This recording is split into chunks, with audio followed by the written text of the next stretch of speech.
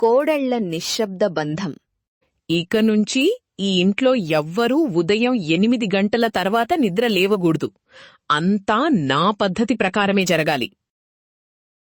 ఉదయాన్నే శారద చేసిన ప్రకటనకు పెద్ద కోడలు పద్మ, చిన్న కోడలు లావణ్య ముఖముఖాలు చూసుకున్నారు.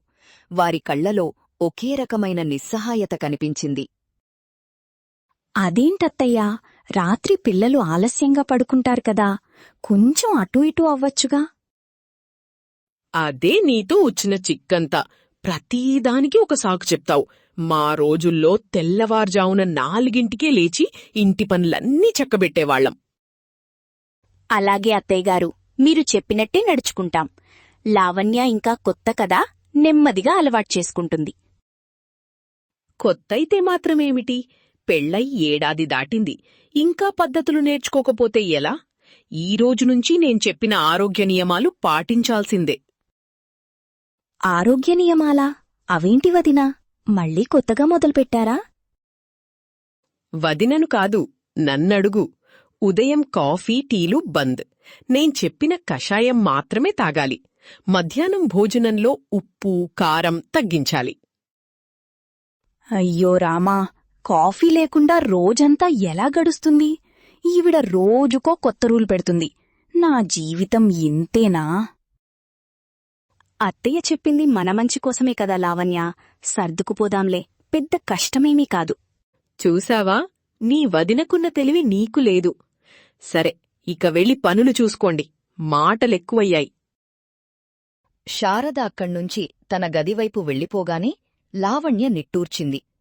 పద్మ ఆమె వైపు చూసి కళ్లతోనే ఓర్చుకో అని సైగ చేసింది. వారిద్దరి మధ్య ఒక నిశ్శబ్ద ఒప్పందం కుదిరినట్టు అనిపించింది. వదినా, ఈ కషాయం గోలేంటి? అసలు తాగగలమా? నాకు వాసన చూస్తేనే వాంతొస్తుంది. తప్పదు లావణ్య, అత్తయ్యకొక్కోసారి ఇలాంటివి గుర్తొస్తాయి. 2 రోజులు పోయాక ఆవిడే మర్చిపోతారు. మనం ఓపిక పట్టాలి. ఏమిటక్కడ గుసగుసలు? పని మొదలుపెట్టలేదా ఇంకా? సమయం వృధా చేస్తున్నారు. పదవదినా, వెళ్దాం. లేకపోతే ఈ రోజు మనకు కషాయంతో పాటు తిట్లు కూడా ఫ్రీగా దొరికేలా ఉన్నాయి. భయపడకులే, నేను చూసుకుంటాను. నువ్వు ముందు నడువు. శారద చెప్పినట్టే లావణ్య వంటగదిలో కషాయం తయారు చేయడానికి సిద్ధమైంది. శారద పక్కనే నిలబడి అన్నీ దగ్గరుండి చూస్తోంది. ఆ పసుపు కొంచెం వెయ్యి. ఆ తర్వాత ఆ అల్లం ముక్క దంచి కలుపు. నేను చెప్పినట్టు చెయ్యి. నీ సొంత ప్రయోగాలొద్దు. అలాగే అత్తయ్యా. దీనిలో కొంచెం బెల్లం వెయ్యమంటారా? లేకపోతే మరీ చేదుగా ఉంటుందేమో, తాగలేమో. ఆరోగ్యం కావాలంటే చేదు భరించాలి. ఆ డబ్బాలో ఉన్నది పంచదార కాదు, సైంధవ లవణం. పొరపాటున కూడా వెయ్యకు. అమ్మో, ఈవిడి ఎంత ఖచ్చితంగా ఉంది! పక్కనే ఉంటే నాకేదో పరీక్ష పెట్టినట్టు టెన్షనొచ్చేస్తోంది. అప్పుడే బయటనుంచి ఎవరో పిలిచినట్టు వినిపించడంతో శారద అటువైపు వెళ్ళింది. అదే అదునుగా లావణ్య కాస్త తీపికోసం పక్కనే ఉన్న పంచదార డబ్బా కోసం చేయి పెట్టింది. అత్తయ్య చూసేలోపు కొంచెం పంచదార కలిపేస్తాను. ఈ చేదు కషాయం తాగడం నా వల్ల కాదు, ప్రాణం పోతుంది. కంగారులో లావణ్య పంచదార డబ్బా అనుకుని పక్కనే ఉన్న ఉప్పు డబ్బా మూత తీసి ఒక చెంచా కషాయంలో కలిపేసింది. ఏమిటది కలిపింది? నేను వద్దన్నా వినవా? నీ చెవులకు వినిపించటంలేదా? అదేం లేదత్తయ్యా, అంతా మీరు చెప్పినట్టే చేశాను. ఇదిగోండి, కషాయం రెడీ అయిపోయింది. ఇలా ఇవ్వు. ముందు నేను రుచి చూస్తాను. నువ్వు సరిగ్గా చేశావో లేదో అని నాకు నమ్మకం లేదు. ఎప్పుడు ఏం చేస్తావో తెలీదు. శారద గ్లాసు అందుకుని ఒక గుక్క తాగింది. తాగిన మరుక్షణం ఆమె ముఖం రంగులు మారింది. కళ్ళు పెద్దవి చేసింది. ఛీఛీ, ఇదేం కషాయం? అంత ఉప్పుమయంగా ఉంది. సముద్రపు నీళ్లు తెచ్చి నా చేతిలో పెట్టావు. వంటింట్లోకొచ్చి వంటను ఖూనీ చేస్తున్నావు. అయ్యో, పొరపాటున ఉప్పు డబ్బా వేశానా అత్తయ్యా? క్షమించండి, కంగారులో అలా జరిగిపోయింది, చూడలేదు. ఏమైంది లావణ్య? అత్తయ్యగారికి ఉప్పుతో బీపీ పెంచేలా ఉన్నావు. ఇదేం పని? నువ్వొకదానివి వెనకేసుకుని రావడం. ఇద్దరూ ఒకటే. పద, నువ్వు చేసివ్వు. ఈ అమ్మాయి వల్ల కాదు, ఏ పని సరిగ్గా చెయ్యదు. చూసావా వదినా, మంచి చెయ్యబోతే చెడు ఎదురైంది. ఇప్పుడు మళ్ళీ మొదటినుంచి మొదలుపెట్టాలి. నా కర్మ ఇంతే. ఆ రోజు సాయంత్రం శారద బీరువాలోంచి ఒక పాత ఇత్తడి దీపం స్టాండు బయటకు తీసి తుడుస్తూ ఉంది. చూశావా పద్మా, ఇది మా అత్తగారు నాకిచ్చింది. 100 సంవత్సరాల నాటిది. దీన్ని ఎంత జాగ్రత్తగా చూసుకుంటున్నానో చూడు. అవునత్తయ్యగారు, చాలా అందంగా పాతకాలం నాటి కళ ఉట్టిపడుతోంది. అద్భుతంగా ఉంది. ఇలాంటి వాటి విలువ మీకేం తెలుస్తుందిలే. మీకన్ని ఫ్యాషన్ వస్తువులే కావాలి. పాత వాటిని పక్కన పడేస్తారు, చెత్తలా చూస్తారు. అదేం లేదత్తయ్యా, పాత వస్తువులంటే మాక్కూడా గౌరవమే. దీన్ని శుభ్రం చేయమంటారా? నేను చేస్తాను. వద్దులే అమ్మా, దీన్ని చింతపండుతోనే తోమాలి. నువ్వేమైనా సబ్బు పెట్టి కడిగితే దీని విలువ పోతుంది. మీ అమ్మ మీకివన్నీ నేర్పలేదా? మళ్ళీ మా అమ్మ దగ్గరికి వెళ్ళింది ఈవిడ. ప్రతిదానికి పెంపకాన్ని నిందించడమే ఈవిడ పని. నేనేం చేసినా తప్పే. లావణ్య వాళ్లది పట్నం కదా అత్తయ్యా, అక్కడ ఇలాంటివి తక్కువ. అందుకే తెలిసుండదు. నేను చూపిస్తాన్లే, నేర్చుకుంటుంది. నువ్వు ఎప్పుడూ తనకే వంత పాడతావు. పెద్దదానివయ్యుండి చిన్నదానికి బుద్ధులు చెప్పాలి కాని ఇలా వెనకేసుకుని రాకూడదు. వదినా, మీరు నా గురించి మాట్లాడకండి. అత్తయ్య నన్నే అంటారు మళ్ళీ. నాకోసం మీరు మాటలు పడద్దు. ఏమిటా గుసగుసలు? నా ముందే నా గురించి చెడుగా మాట్లాడుకుంటున్నారా? ఎంత ధైర్యం మీకు? నేనంటే లెక్కలేకుండా పోయింది. అయ్యో అత్తయ్యగారు, అలా ఏం లేదు. దీపం ఎలా తోమాలో చెప్తున్నానంతే. మీరు అపార్థం చేసుకుంటున్నారు. నాకు తెలుసులే ఎవరెలాంటివాళ్ళో. నా కళ్ళు అన్నీ గమనిస్తూనే ఉంటాయి. జాగ్రత్తగా ఉండడం మంచిది. శారద ఆ దీపాన్ని తీసుకుని తన గదిలోకి వెళ్ళిపోయింది. పద్మ, లావణ్య మళ్లీ ఒకరినొకరు నిస్సహాయంగా చూసుకున్నారు. చూశారా వదినా, మనం ఏం మాట్లాడినా అత్తయ్యకు అది గుసగుసలానే వినిపిస్తుంది. మనం ఏం చెయ్యలేము. మరుసటి రోజు మధ్యాహ్నం శారద హాల్లో కూర్చుని ఎవరితోనో ఫోన్లో మాట్లాడుతోంది. పద్మ పక్కనే ఉన్న గదిగుమ్మం దగ్గర నిలబడి ఆ సంభాషణను వింటోంది. అవునే పంకజం, నేను చెప్పింది అక్షరాలా నిజం. ఈ రోజుల్లో కోడళ్లకు అస్సలు ఓపికలేదు.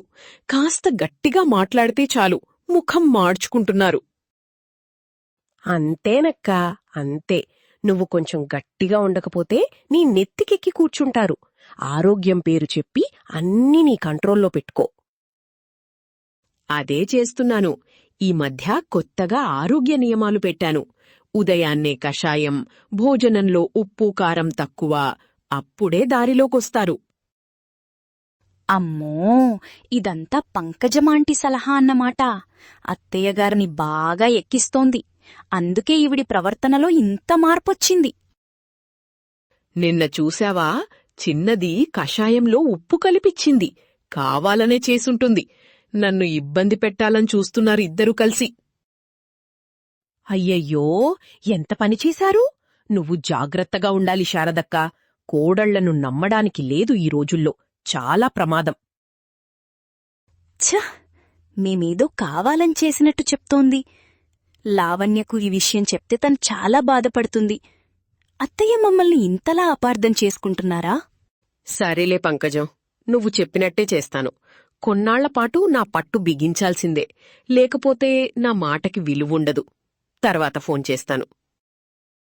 శారద ఫోన్ పెట్టేసింది. పద్మకు కోపంతో పాటు బాధ కూడా కలిగింది. తమ అత్తగారు తమను ఇంతలా అనుమానిస్తున్నారని ఆమె ఊహించలేదు. ఈ పంకజమాంటి ఊరికే ఉండకుండా అత్తయ్యగారి చెవిలో విషం పోస్తోంది. దీనికి ఏదో ఒకటి చెయ్యాలి. లావణ్యతో కలిసి ఆలోచించాలి. 2 రోజుల తర్వాత శారదకు కొద్దిగా నీరసంగా అనిపించింది. ఆమె తన పడకగదిలో మంచంమీద కూర్చుని తల పట్టుకుంది. అత్తయ్యా, ఏమైంది? నీరసంగా ఉన్నారా? ముఖం కూడా పాలిపోయినట్టుంది. ఏమైనా ఇబ్బందిగా ఉందా? నాకేం కాలేదు. కొంచెం తలనొప్పి అంతే. నువ్వెళ్ళి నీ పని చూసుకో. నా గురించి ఆలోచించకు. కాఫీ ఏమైనా కలిపి తీసుకురమ్మంటారా అత్తయ్య? ఒక్కోసారి కాఫీ తాగితే తలనొప్పి తగ్గుతుంది కదా. నేనే కదా కాఫీ వద్దని చెప్పింది. ఇప్పుడు నాకోసమే నియమాలు మార్చమంటావా? నాకేమొద్దు. కాసేపు పడుకుంటే అదే తగ్గిపోతుంది. చూశావా వదినా, ఆవిడ ఆరోగ్యం పాడవుతున్నా ఆవిడ పంతం మాత్రం వీడటం లేదు. మన మాట అస్సలు వినరు. అత్తయ్యగారి స్వభావం అంతే. తను బలహీనంగా ఉన్నట్టు ఒప్పుకోరు. మనమేదైనా చేసి తినిపిస్తే మంచిది, బలవంతంగానైనా సరి. ఏమిటక్కడ మాట్లాడుకుంటున్నారు? నాకేదో జబ్బు అంటగట్టాలని చూస్తున్నారా? నాకు తెలుసు, నేను ఆరోగ్యంగానే ఉన్నాను. ఈవిడతో వేగడం చాలా కష్టం. జ్వరం వస్తున్నట్టుంది, ఒళ్ళు వేడిగా ఉంది, కాని చెబితే అస్సలొప్పుకోరు. లావణ్య అనుకోకుండా శారద చెయ్యి తాకింది. ఆమె ఒళ్ళు వేడిగా ఉండటం గమనించి కంగారుపడింది. వదినా, అత్తయ్యగారికి జ్వరంగా ఉంది. మనం డాక్టర్ దగ్గరికి తీసుకెళ్ళాలి. ఆలస్యం చెయ్యకూడదు. నాకు జ్వరం లేదు, గీరం లేదు. చిన్న నీరసమంతే. ఎవ్వరూ నన్ను ఇబ్బంది పెట్టకండి. వెళ్ళండిక్కడ్నుంచి. సరే లావణ్య, మనం బయటకు వెళ్దాం. అత్తయ్యకు కాస్త విశ్రాంతి కావాలి. ఏదో ఒకటి ఆలోచిద్దాం. పద్మ, లావణ్య వంటగదిలోకి వచ్చి తలుపు మెల్లగా వేసుకున్నారు. శారద ఆరోగ్యం గురించి వారిద్దరూ ఆందోళనగా ఉన్నారు. వదినా, ఇప్పుడు ఏం చేద్దాం? అత్తయ్య మందులు వేసుకోరు, మన మాట వినరు. ఆరోగ్యం ఇంకా పాడైతే ఎలా? నాకొక ఆలోచన వస్తోంది. అత్తయ్యకు చేదుగా ఉండే కషాయమంటే ఇష్టం లేదు కదా, దాన్ని అవకాశంగా తీసుకుందాం. అవును వదినా, అస్సలిష్టం లేదు. ఉప్పు కలిపినందుకే అంత గొడవ చేశారు. మీ ఆలోచనేంటి? మనమిప్పుడు ఆవిడకు జ్వరం తగ్గడానికి ఒక ఆయుర్వేద కషాయం తయారుచేద్దాం. కాని దాన్ని తియ్యగా ఉండే వేరే పానీయంతో కలుపుదాం. అద్భుతమైన ఆలోచన వదినా. మొన్న నేను పొరపాటున ఉప్పు కలిపాను కదా, ఈసారి ఉద్దేశపూర్వకంగానే మార్చేద్దాం. ఇద్దరూ కలిసి పని మొదలుపెట్టారు. పద్మ చేదుగా ఉండే నేలవేము కషాయం తయారు చేస్తుంటే, లావణ్య దాల్చిన చెక్క, యాలకులతో ఒక సువాసనగల తియ్యటి పానీయం తయారుచేసింది. వదినా, ఇదిగోండి, ఈ తియ్యటి పానీయంలో ఆ చేదు మందు కలిపేయండి. రంగు కూడా ఒకేలా ఉంది, అత్తయ్య గుర్తుపట్టలేరు. షబ్బాష్ లావణ్య, నీ తెలివి అప్పుడప్పుడు బాగానే పనిచేస్తుంది. పద, దీన్ని అత్తయ్యకు ఇద్దాం. ఇద్దరూ గ్లాసు తీసుకుని శారద గదివైపు నడిచారు. అత్తయ్యా, ఇది మీకోసం ప్రత్యేకంగా చేసిన ఆరోగ్య పానీయం. తాగితే నీరసం తగ్గుతుంది. మళ్ళీ ఏదో ప్రయోగం చేశారా? నాకొద్దు. తీసుకెళ్ళండి. నాకు మీమీద నమ్మకం పోయింది. అలా అనకండి అత్తయ్యగారు. ఒక్కసారి రుచి చూడండి. మీకు నచ్చకపోతే వదిలేయండి, మేమే తాగుతాం. శారద అయిష్టంగానే గ్లాసు అందుకుని కొంచెం తాగింది. ఆశ్చర్యంగా అది తియ్యగా, సువాసనగా ఉండటంతో ఆమె ముఖంలో ప్రసన్నత కనిపించింది. పర్వాలేదు, ఇది బావుంది. ఆ చేదు కషాయం కన్నా 100 రెట్లు నయం. మొత్తం నేనే తాగుతాను. శారద గ్లాసు మొత్తం తాగేసింది. పద్మ, లావణ్య ఒకరినొకరు చూసుకుని విజయగర్వంతో నవ్వుకున్నారు. మరుసటి రోజు ఉదయం శారద కొంచెం కోలుకుని ఇంటి ముందు వరండాలో కూర్చుంది. అప్పుడే పంకజం అక్కడికి వచ్చింది. ఏమిటి శారదక్కా, అలా ఉన్నావ్? ఆరోగ్యం బాగాలేదా? నేను చెప్పానా కోడళ్లను నమ్మొద్దని? వాళ్లు పెట్టే తిండి ఏమంత శుభ్రంగా ఉంటుందో. అదేం లేదు పంకజం, కొంచెం నీరసంగా ఉందంతే. వాళ్ళేం చేశారు పాపం, బాగానే చూసుకుంటున్నారు. అదే నీ అమాయకత్వం. కోడళ్ళెప్పుడూ అత్తగారు తమ గుప్పిట్లో ఉండాలనే చూస్తారు. నువ్వు కాస్త మంచాన పడితే వాళ్లకి స్వేచ్ఛ దొరికినట్టే కదా. లోపలి నుంచి వస్తున్న పద్మ, లావణ్య ఈ మాటలు విని అక్కడే ఆగిపోయారు. పంకజం తమ గురించి అంత చెడుగా మాట్లాడుతుండటం వారికి కోపం తెప్పించింది.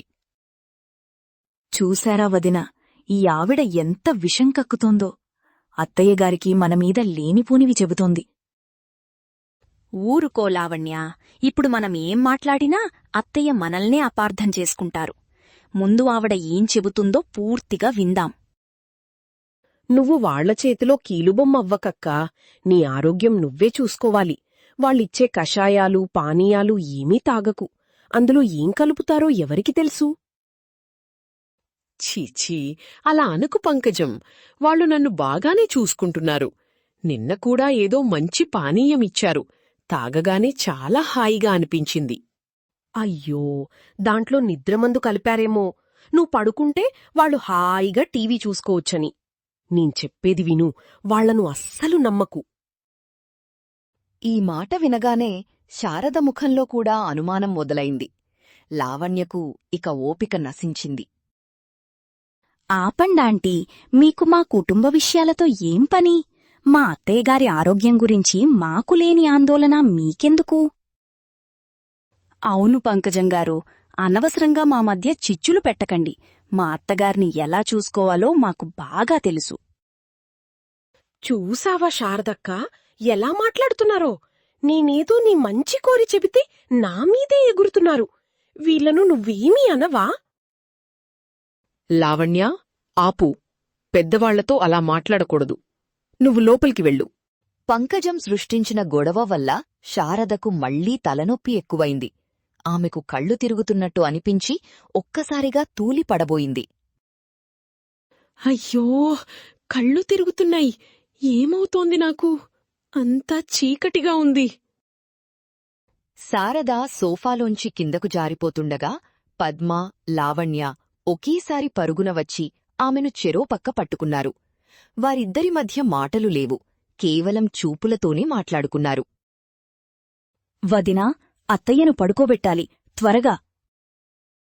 నువ్వు కాళ్ళు పట్టుకో, నేను భుజాలు పట్టుకుంటాను. జాగ్రత్తగా. ఇద్దరూ కలిసి శారదను జాగ్రత్తగా ఎత్తి పక్కనే ఉన్న మంచం మీద పడుకోబెట్టారు. లావణ్య వెంటనే వెళ్లి టేబుల్ మీద ఉన్న నీళ్ల చెంబులోంచి గుడ్డ తడిపి ఆమె నుదుటిమీద వేసింది. నాకేం వద్దు. నన్ను వదిలేయండి. నాకు ఎవ్వరూ వద్దు. అలా మాట్లాడకండత్తయ్యా, మీకు మేమున్నాం కదా. కాసేపు కళ్ళు మూసుకోండి, అంతా సర్దుకుంటుంది.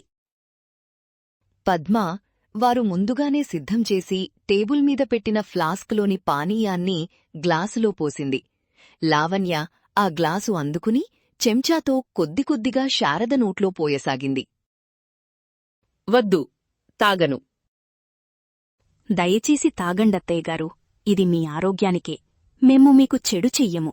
దయచేసి మమ్మల్ని నమ్మండి. శారద మౌనంగా ఉండిపోయింది. ఆమె కళ్ళు తన కోడళ్లవైపు కృతజ్ఞతగా చూశాయి. తనకోసం వారు పడుతున్న ఆరాటం ఆమెను కదిలించింది. పంకజం మాటలు తన మనసులో నాటిన అనుమానపు బీజాలు ఇప్పుడు వీరి నిస్వార్థ సేవ ముందు కొట్టుకుపోయాయి. వదినా, నేను డాక్టర్కు ఫోన్ చేస్తాను. మీరు అత్తయ్య దగ్గరుండండి. వద్దు, డాక్టర్ వద్దు. నాకు మీరిద్దరూ చాలు. అలా కాదత్తయ్యగారు, ఒకసారి చూపిస్తే మంచిది. మీ ఆరోగ్యం మాకు ముఖ్యం కదా. శారద కళ్లనుంచి 2 కన్నీటి చుక్కలు జారాయి. తన కోడళ్ల మధ్య ఉన్న నిశ్శబ్ద బంధం తనను కాపాడుతోందని ఆమెకు మొదటిసారి అర్థమయింది. 2 రోజుల తర్వాత శారద పూర్తిగా కోలుకుంది. ఇంట్లో వాతావరణం ప్రశాంతంగా ఉంది. పద్మ, లావణ్య తమ పనుల్లో నిమగ్నమై ఉన్నారు. పద్మా, ఆ రోజు నువ్వు చేసిన పానీయం చాలా బావుంది. మళ్ళీ ఒకసారి చేసి తీసుకురావా? తప్పకుండా అత్తయ్యగారు. ఇదిగోండి, మీకోసమే సిద్ధంగా ఉంచాను. పద్మ ట్రేలో ఉన్న గ్లాసును శారదకు అందించింది. శారద దాన్ని అందుకుంటూ లావణ్యను దగ్గరికి పిలిచింది. లావణ్య, ఇలారా. ఆ రోజు నన్ను క్షమించు. నేను నిన్ను, మీ వదినను అపార్థం చేసుకున్నాను. అయ్యో అత్తయ్యా, మీరెందుకలా అంటారు? మీరు మాకు అమ్మతో సమానం. మీమీద మాపు కోపమెందుకుంటుంది? లేదు, పక్కవాళ్ల మాటలు విని మిమ్మల్ని అనవసరంగా అనుమానించాను. మీరు లేకపోతే నా పరిస్థితి ఏమయ్యేదో అని తలచుకుంటేనే భయంగా ఉంది. శారద కళ్లలో నీళ్లు తిరిగాయి. ఆమె లావణ్య చేతిని ప్రేమగా పట్టుకుంది. ఇంతలో శారద ఫోన్ మోగింది. అది పంకజం నుంచి. పంకజమాంటి చేస్తున్నారత్తయ్య, ఫోన్ ఇవ్వమంటారా? ఆ ఫోన్ కట్ చెయ్. మనింట్లో విషయాలు మనమే చూసుకుందాం. బయటివాళ్ల సలహాలు మనకవసరం లేదు. లావణ్య నవ్వుతూ ఫోన్ కట్ చేసింది. అప్పుడే పద్మ వారిద్దరి దగ్గరికి వచ్చింది. ముగ్గురూ ఒకరినొకరు చూసుకుని నవ్వుకున్నారు. వారి మధ్య మాటలు లేకపోయినా వారి చూపుల్లో ఆప్యాయత, నమ్మకం స్పష్టంగా కనిపించాయి. ఏమైంది? అత్తయ్యగారు నవ్వుతున్నారు. అంతా సవ్యంగానే ఉందా? మన ఇంట్లో నుంచి చెత్తను బయటకు పంపించేశారు వదినా. ఇక అంతా శుభమే. అవును, ఇక నుంచి మన ఇంటిని మనమే చూసుకుందాం. ఈ పానీయం చాలా బావుంది. మీ ఇద్దరికీ కూడా కొంచెం పోస్తాను. శారద తన గ్లాసులోంచి కొంచెం పద్మకు, కొంచెం లావణ్యకు పంచి ఇచ్చింది. ఆ చిన్న చర్య వారి మధ్య ఏర్పడిన కొత్త బంధానికి, మౌనంగా పెరిగిన అనుబంధానికి నాంది పలికింది.